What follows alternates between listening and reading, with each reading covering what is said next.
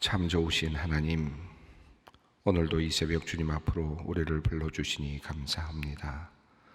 푸르름이 산과 들에 가득하고 밤이 점점 더워지는 것을 보니 어느덧 여름이 우리 앞에 와 있음을 느낍니다. 생명의 영이신 성령님께서 만유 가운데 충만하시니 모든 피조 세계가 주님을 찬양합니다. 우리와 늘 함께 하시며 때로는 바람처럼, 때로는 불처럼, 때로는 단비처럼 역사하시는 성령님, 오늘도 풍성한 은혜와 능력으로 우리를 충만하게 하시고 이 하루를 주님께서 주시는 평안과 기쁨으로 살게 하여 주시옵소서. 하나님, 오늘도 부족하지만 우리의 소원은 여전합니다. 주님, 우리로 하여금 세상의 풍습과 헛된 것들에 소망을 두지 않게 하옵소서. 더 가지고 더 높아지고 더 많아지는 것을 추앙하는 세상 속에서 우리는 주님의 거룩하심을 닮아 더 내려놓고 더 낮아지고 더 비워내는 삶을 살게 하여 주시옵소서. 죄가 우리를 원하고 사탄이 우는 사자처럼 우리를 삼키려 하나 도리어 우리는 죄를 다스리고 예수 그리스도의 보혈의 능력 의지하여 사탄의 모든 유혹과 시험을 넉넉히 이기게 하여 주시옵소서. 하나님, 이 시간 우리 소망의 성도들을 위하여 기도합니다. 우리 성도님들 중에는 깊은 불안과 정신적인 문제로 고통을 받고 있는 분들이 많이 있습니다. 근심과 걱정으로 수면제 없이는 잠들지 못하는 성도들도 있습니다. 자신의 힘으로는 도저히 빠져나오지 못하는 어둠 속에서 힘들어하는 분들이 있습니다. 극심한 외로움과 불안에 갇혀 있는 성도님도 있습니다. 주님, 이들을 불쌍히 여겨 주시옵소서. 눈물로 기도하는 성도님과 가족들의 기도를 들으시고 응답하여 주시옵소서. 이들의 굳게 닫힌 마음의 문을 주님 친히 찾아와 열어주시기를 기도합니다. 그리하여 그들이 문 밖에서 찾으시는 주님의 목소리 듣고 자신도 마음의 문을 활짝 열어 주님을 영접하게 하여 주시옵소서. 이들이 꼭 필요한 의료적인 치료를 받을 수 있도록 기회를 만들어 주시고 주님께서 주시는 마음의 평안과 위로를 통하여 새 힘을 얻고 다시 일어설 수 있게 하여 주시옵소서. 하나님, 우리 주위에는 어려운 이웃들도 많이 있습니다. 이들을 위하여 기도합니다. 가난한 사람들, 병으로 고통당하는 사람들, 폭력이나 폭행으로 몸과 마음에 큰 상처를 입은 사람들, 사악한 인간들로부터 피해를 받아 고통 속에 있는 사람들, 이유 없는 차별을 받아 억울한 사람들, 갇힌 사람들, 사람들로부터 비난을 받아 마음이 약해진 사람들, 하나님, 어려움에 처한 모든 이들에게 하늘의 위로를 내려주시고 주님의 평화와 평안을 선물로 내려 주시옵소서. 다시 일어설 수 있는 용기 주시고 이들이 손을 내밀 때 주님께서 이들의 손을 잡아 주셔서 바르게 다시 세워 주시옵소서. 사랑의 하나님, 오늘은 권사회 수련회가 열리는 날입니다. 하나님께서 우리 권사님들에게 주시는 은혜와 축복의 자리입니다. 많은 이들이 기도하고 금식하며 오늘 수련회를 준비했습니다. 소망의 모든 권사님들이 참석하여 하나님을 더 깊이 만나고 경험하는 복된 수련회가 되게 하여 주시옵소서. 세우신 선교사님들과 모든 순서마다 성령님의 충만한 임재와 역사가 넘치게 하여 주시옵소서. 그리하여 하나님께는 영광이 되고 우리에게는 은혜와 기쁨이 되게 하여 주시옵소서. 오늘 수련회를 통하여 영적으로 성장하고 성숙해지는 귀한 주님의 소망의 권사회가 되게 하여 주시옵소서. 하나님, 소망복지재단 산하기관인 서부 노인 전문 요양센터를 위하여 기도합니다. 개원 17주년을 맞이하여 어제는 개원 기념 예배를 드렸습니다. 17년 전 그곳에 센터를 세워주시고 오늘에 이르기까지 에벤에셀의 은혜로 지켜주심을 감사드립니다. 17년이라는 시간 동안 이것을 통해 수많은 어르신들이 주님의 사랑을 경험하며 평안과 위로를 얻게 하셨음을 감사드립니다. 서부 요양센터를 위하여 수고하는 많은 손길들이 있습니다. 14년을 한결같이 섬겨온 원장님을 포함하여 213분의 직원들에게 주님 은혜와 축복이 넘치게 하시고 그들의 헌신과 사랑이 어르신들에게 잘 전해지게 하여 주시옵소서. 매주일 서부 요양센터를 방문하여 어르신들을 섬겼던 남선교회와 여전도회, 사회봉사부를 비롯한 수많은 봉사의 손길들이 있었습니다. 이들의 수고를 기억하여 주시옵소서. 센터를 이용하는 300여 명의 어르신들이 주님을 믿는 믿음 안에서 평안과 기쁨으로 노후를 보낼 수 있도록 요양센터를 귀하게 사용하여 주시옵소서. 하나님, 주님의 몸된 교회를 위해 수고하는 소망교회 직원들을 축복하여 주시옵소서. 그들의 헌신을 기쁘게 받아주시고 그들의 수고와 섬김이 주님 보시기에 아름다운 열매로 맺어지기를 기도합니다. 어려운 상황 속에서도 낙심하거나 지치지 않게 하시고 맡은 사명 잘 감당할 수 있도록 날마다 새 힘을 공급하여 주시옵소서.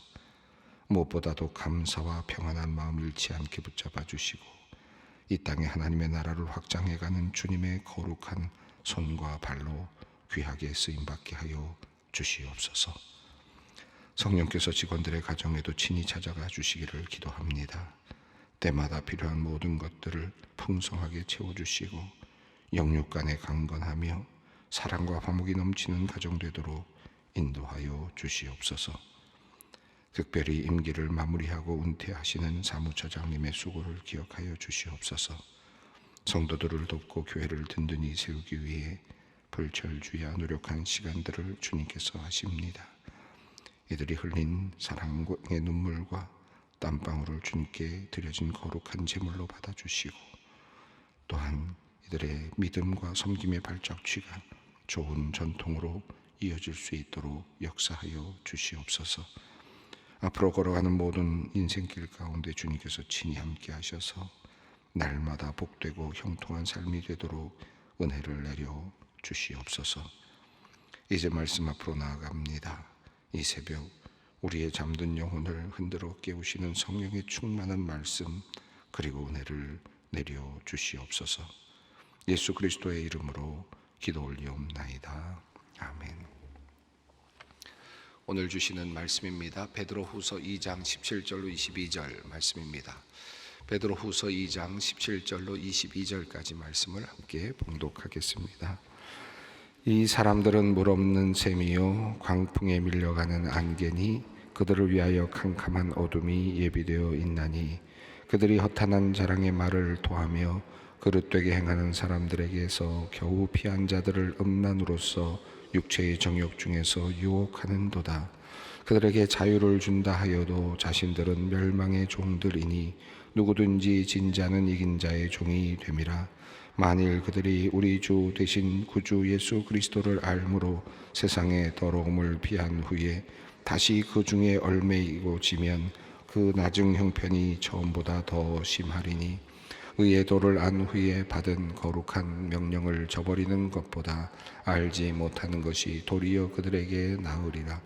참된 속담에 이르기를 개가 그 토하였던 곳에 돌아가고 돼지가 씻었다가 더러운 구덩이에 도로 누웠다 하는 말이 그들에게 응하였도다. 우리가 계속 베드로서를 읽어가고 있는데 거짓 교사들, 초대교회에 나타나 있는 거짓 교사들을 향한 아주 강한 질타와 또 그 경고의 말씀이 계속 이어지고 있습니다.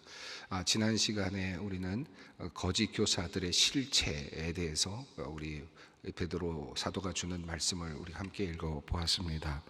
거짓 선생들, 이 거짓 교사들을 불의한 자들이라고 그렇게 명명하였고 이성 없는 짐승과 같다 라고 하는 아주 강한 질타를 했습니다.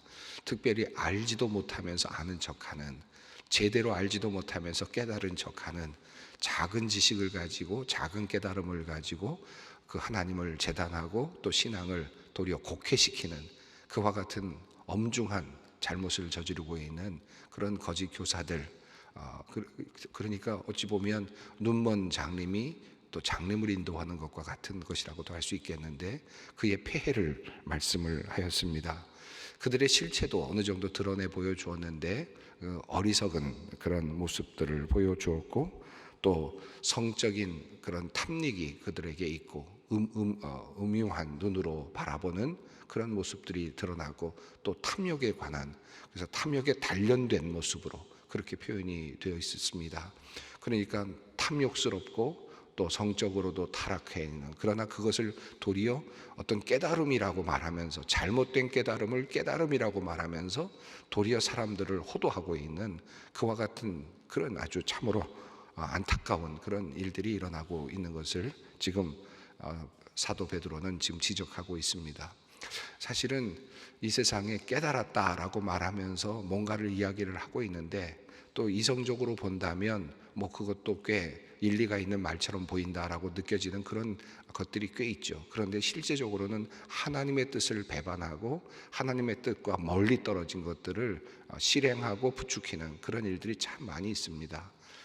뭐 여러 가지 케이스들이 있지 않습니까? 정의라고 하는 이름, 또는 뭐 여러 가지 평화라는 이름을 가지고 아주 멋진 그런 인류의 어떤 뭐 평등권이라든지 정의권이라든지 뭐 이런 여러 가지들을 내세우면서 여러 가지들을 이야기하는데, 실제로는 하나님의 뜻에 부합하지 않은 그런 이야기들을 하고 도리어 그것을 조장하고 그리고 그것을 또 추구해 나가는 그런 가르침들이 상당히 많이 있습니다. 특별히 서구에서는 뭐 여러분들 잘 아시겠습니다만 우리나라에서도 계속해서 그 비슷한 일들이 일어나는데, 성평등과 관련된 문제를 다루면서 결과적으로는 동성애라든지 다양한 것들을 주장하고 있는 부분들이 있죠. 사실 이성적으로 따지고 철학적으로 또 뭐 사회적으로 이렇게 이야기를 하면 인간의 평등이라는 면에서 본다면 이것도 괜찮은가 보다 생각을 할 수 있겠지만, 하나님이 무슨 말씀을 하셨는가, 하나님의 의도가 무엇이었는가, 하나님의 창조의 의도, 남자와 여자를 창조하시고 둘이 한 몸을 이루라고 말씀하셨고, 그리고 생육하고 번성하라고 말씀하셨던 그 하나님의 천지 창조의 의도와 인간 창조의 의도를 다시 깊이 생각한다면 사실은 우리는 그 부분에 대해서 다르게 봐야 되죠. 그럼에도 불구하고 때로는 세상의 지식들이 마치 큰 것을 얻은 것처럼, 깨달음인 것처럼 그렇게 주장을 하고, 때로는 그것을 강하게 또 사회 안에서 실천하도록 그렇게 요구할 때가 꽤 많이 있습니다. 마치 초대교회도 그러한 것 같아요. 지금 뭔가 깨달았다고 하는데 이건 자유다, 그리스도께서 주신 자유로 우리는 모두 다 자유롭다, 예수 그리스도께서 주셨던 그 자유로 우리는 이미 다 용서함을 받았다, 그리고 우리에게 중요한 것은 인간의 행복이고 오늘 우리에게 주어진 삶에 대한 행복이다, 죽음은 없다, 재림은 없다, 죽음이 있다 하더라도 그것은 무로 돌아갈 뿐이다, 얼마든지 그렇게 이야기할 수 있죠. 마치 큰 깨달음인 것 같지만 실제적으로는 알지 못하는 것을 말하고 있다, 정말 알지 못하는 것을 그들은 주장하고 있다 라고 그렇게 이야기를 하는 것입니다. 사실 그런 면에서 본다면 오늘 본문도 끊임없는 거짓 교사들의 그 해악성에 대한 그런 진리를 거스르고 있는, 하나님이 살아계시는데 하나님께서 지금 구속의 역사를 이루어 가시고 있는 것에 대하여 제대로 알지 못하면서 끼어들고 있는, 그리고 도리어 그것을 자랑하고 있는 참으로 어리석은 그런 거짓 교사들의 모습을 계속해서 주목하도록 우리에게 보여주고 있습니다. 자, 이들이 어떤 존재들인지 한번 살펴봅니다. 또 이들은 이제 그 전까지는 거짓 교사들의 어떤 실체를 표현했다면, 물론 이제 17절은 그 실체를 이어가면서 그들이 보여주고 있는 영향이라 그럴까요? 그들이 끼치고 있는 그런 악한 영향력에 대해서 설명을 하는데, 17절, 18절, 19절이 그러합니다. 17절 말씀을 읽습니다. 이 사람들은 물 없는 샘이요 광풍에 물려가는 안개니 그들을 위하여 캄캄한 어둠이 예비되어 있나니. 이 사람들은 물 없는 샘이요 라고 말했습니다. 샘처럼 보이는데 그만 그 안에 가보면 물이 없다라고 하는 것이죠. 사막에서 신기루라는 것이 있다고 하는데, 그런 곳에 가서 물이 있는 것처럼 알고 물이 있다고 생각하고 달려갔는데 그만 물이 없는 것을 발견하게 되면 얼마나 허망하겠습니까? 유다서 13장에도 같은 맥락에서 물 없는 구름이라는 표현이 나왔습니다. 비슷한 표현인데 결국은 구름이 물을 머금고 있어야, 그리고 비도 내려주고 구름의 의미가 있는데, 물이 없는 구름, 사실은 물론 해마기는 될지 모르지만 이 구름을 기다리는 사람들에게, 비를 기다리는 사람들에게 그 구름은 사실 의미 없는 구름이겠죠. 물 없는 샘이다. 실체가 없다.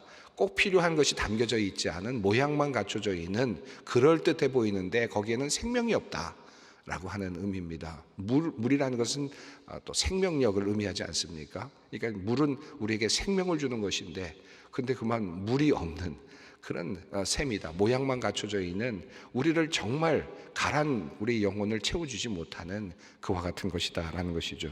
예레미야서에 이런 말씀이 있죠.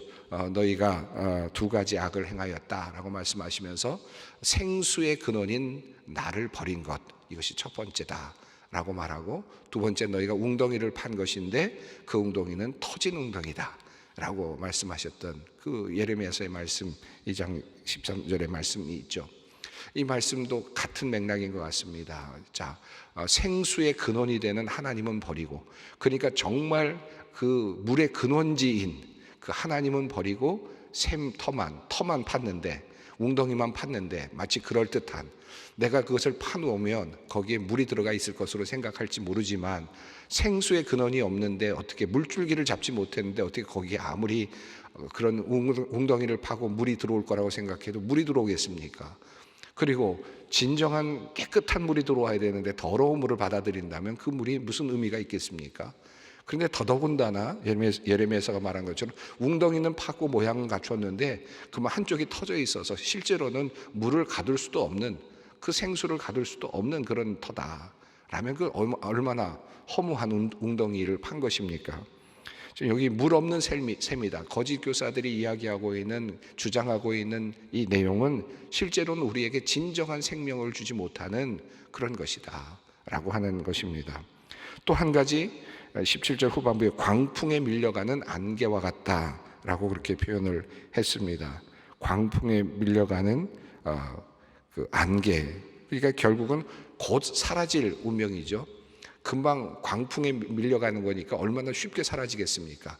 꽉 찬 것 같아가고 가득 메운 것 같아서, 야, 여기가 이게 대세인가 보다, 이게 진짜 이게 정말 맞나 보다라고 생각이 들 정도로 사람들이 몰려가는 것 같이 보이고 사람들이 다 거기에 따라가는 것 같이 보여서, 야, 나도 따라가야 되나 보다 생각하는 그런 느낌이 들지 모르지만, 광풍이 큰 바람이 와서 확 밀어내버리면 다시 그것은 보이지 않을 만큼 순식간에 사라질 것입니다. 그러니까 그 유행을 쫓고 있는, 지식의 지금 유행을 쫓고 있는, 가르침의 유행을 쫓고 있는 지금 그러한 모습이라고 할 수 있겠습니다. 자, 그들에게는 어떤 것이 지금 예비되어 있느냐? 캄캄한 어두움이 예비되어 있다. 결국 앞서 말한 것처럼 그런 사람들은 결국 어디엔가 갇혀 있고 결국 심판 때까지 하나님께서 기다리신다. 그들을 심판하기 위하여 기다리실 것이다 라고 하는 그런 말씀입니다. 자, 이것이 거짓 선지자들이죠. 거짓 교사들, 불의한 자들의 운명이다 라고 말할 수 있겠습니다. 자, 그리고 실체죠.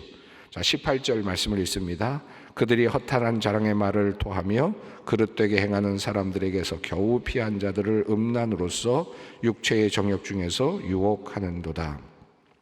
허탄한 자랑의 말, 이 허탄한 자랑의 말은 뭐 자기가 잘났다라고 하는 말도 포함되겠지만 자기가 깨달았다고 하는 말입니다. 자기가 이걸 깨달았다, 인생의 비밀을 깨달았다. 당시에 고대 철학자들 중에는 그런 사람들이 참 많았고, 특히 초대교회 당시에는 그런 철학들, 에피큐리안이라든지 뭐 다양한 그런 철학자들이 있지 않았습니까? 그런 철학자들이 자신들이 깨달은 것들을 설파하는 것을 아주 중요한 그런 것으로 생각했고, 또 그런 것들을 넘어서서 거짓 교사들은 그것을 인용하면서 자신의 말주변을 가지고, 좋은 말주변을 가지고 사람들을 현혹시키는 일들이 참 많았습니다. 그러니까 말 잘하는 사람들의 말장난이죠. 그런데 이것을 허탄한 자랑이라고 그렇게 표현하고 있습니다. 진리는 그냥 말장난에서 오는 것이 아닙니다. 뭐 조금 하나의 그 말에 아주 멋진 그 언어의 표현에서 진리가 다 담기는 것이 결코 아닙니다. 지금 하나님의 진리는 예수 그리스도 안에 있는 것이고, 그리고 예수 그리스도라고 하는 그 어찌 보면 투박해 보이는 십자가 안에 들어있는 것이거든요.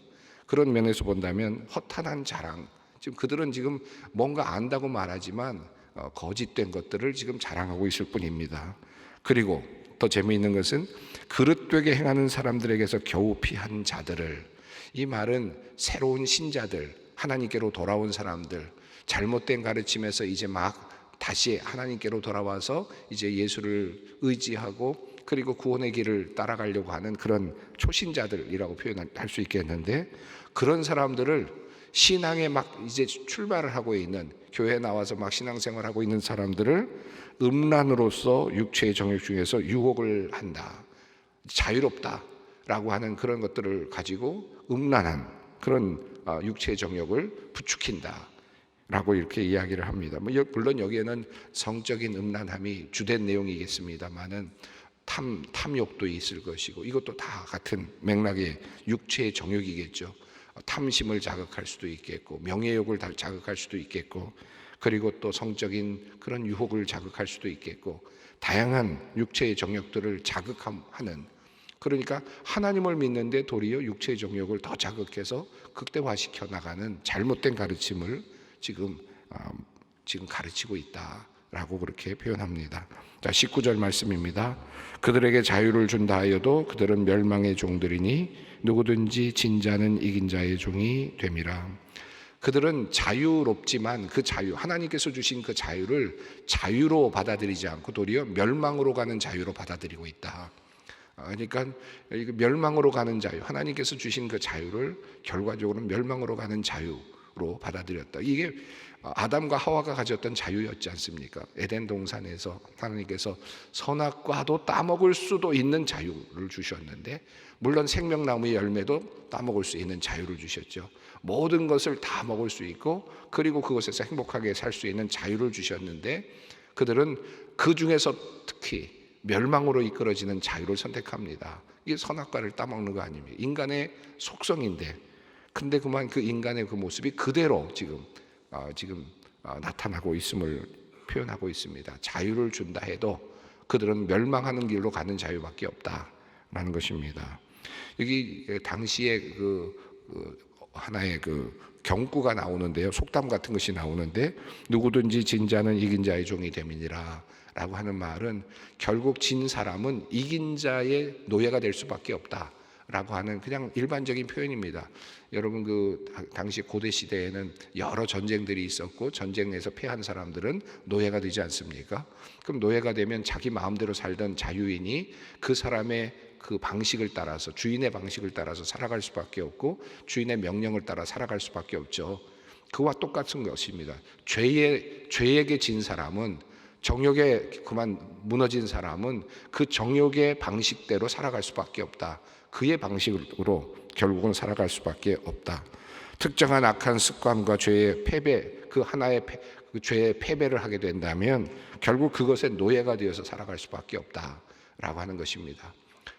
음욕의 정욕도 마찬가지고 탐욕의 정욕도 마찬가지고, 한 번 패한다고 해서 그냥 끝나는 것이 아니라 한 번 패하면 그의 노예가 되는 것이기 때문에 그 길을 그냥 따라갈 수밖에 없다. 한 번 그냥 패하고 다음에는 승리하는 게 아니다. 한 번 패하는 그 자체가 이미 운명적으로 이미 그것의 노예가 된 것이 되어버리기 때문에 거기서 벗어날 길이 없다라고 하는 엄중한 그런 그 당시의 속담을 인용을 하고 있습니다. 여기까지는 얼마나 거짓 교사들을 따라가는 길이 얼마나 참혹한 길인지, 또 그 실체가 어떤 것인지를 다시 한번 확인하게 되는 부분인데요. 자, 20절부터 22절 말씀은 이제 조금 다른 이야기를 하는데 더 엄중한 경고를 하기 위한 사도 베드로의 말씀이라고 보여집니다. 20절 말씀 읽습니다. 만일 그들이 우리 주 대신 구주 예수 그리스도를 알므로 이 세상의 더러움을 피한 후에 다시 그 중에 얽매이고 지면 그 나중 형편이 처음보다 더 심하리니. 자, 여기 보면 만일 그들이 예수 그리스도를 알므로라는 표현으로 보았을 때, 그들이 신자였다가 그리스도를 믿고 그리스도의 진리 안에 들어와서 그것을 따라가던 중에, 그런데 그만 그렇게 더러움을 피하고 예수 그리스도께 나왔다가, 그런데 그만 그가 배신하여 배반하여 이단의 길로, 잘못된 길로 가게 되었을 경우를 의미하는 거죠. 그렇게 되면 어떻게 되느냐, 나중 형편이 처음보다 더 심할 것이다. 차라리 안 믿는 사람이 예수를 믿게 돼서 따라가는 것보다 예수를 믿다가 배교를 하고 잘못된 길로, 예수를 믿는다고 생각을 하는데 잘못된 길로 들어서 버리면 그것은 안 믿는 것만도 못하다 라고 하는 그런 말입니다. 21절도 같은 맥락이죠. 읽습니다. 의의 도를 안 후에 받은 거룩한 명령을 저버리는 것보다 알지 못하는 것이 도리어 그들에게 나으니라. 자, 예수를 믿었는데 그만 예수를 믿는 그 믿음에서 벗어나서 실제적으로는 그만 그 길을 떠나게 되면 그것은 차라리 안 믿는 것만도 못하다. 22절은 그것을 속담으로 다시 한번 풀고 있습니다. 함께 읽습니다. 참된 속담에 이르기를 개가 그 터였던 것에 돌아가고 돼지가 씻었다가 더러운 구덩이에 도로 누웠다 하는 말이 그들에게 응하였도다. 이 말씀은 당시 경고를 또 다시 우리에게 떠올리게 해주고 있습니다.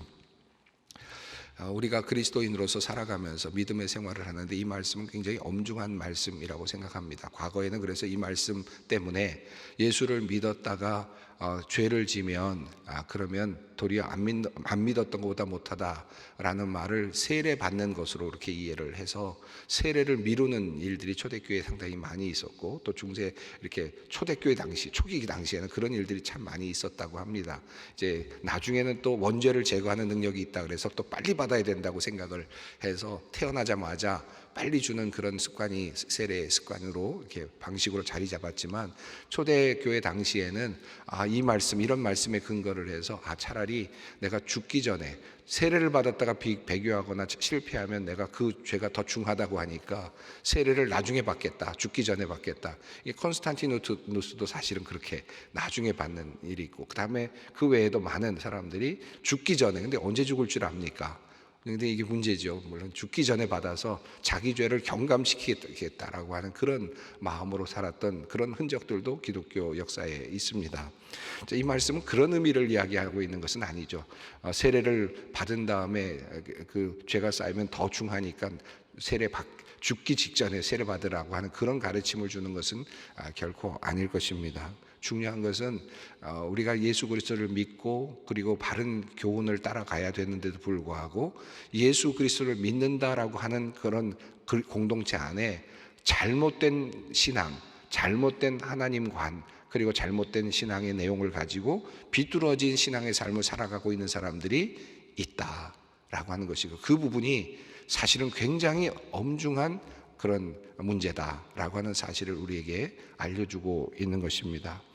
여러분, 우리 신앙생활하면 우리 교회 안에도 소망교회뿐만 아니라 어느 교회나 그런 일들을 이제 목회를 하면 많이 보게 되는데요.